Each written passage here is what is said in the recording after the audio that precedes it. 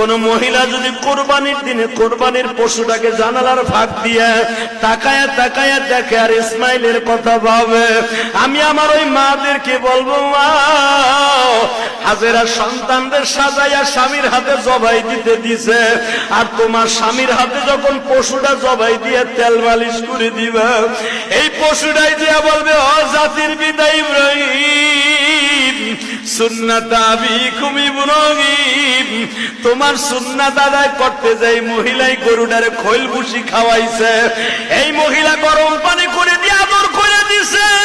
এই মহিলা দারোয়ানকে বলছে, গেটম্যানকে বলছে গরুটারে সুন্দর করে গোসল করা। মনে রাখো গো মা, এই জন্যই দেখবেন গরু কিনবেন আপনি, গরুটার তদারকি দিয়ে দিবেন আপনার বিবির আন্ডারে। আপনার বিবি যদি এই গরুটারে তেল মালিশ করে দেয়, গরম পানি করিয়ে দেয়, একটু আদর করে দাও গো মা, ইসমাইলের গাড়িতে তুমি জান্নাতে যাইবা। এই জন্য গরু কিনা বাড়ির সামনে ঝুলাইয়া রাখবেন, বাড়ির সামনে বাইন্ধা রাখবেন, আপনি নিজের হাতে আদর করবেন, এটারে শ্যাম্পু দিয়ে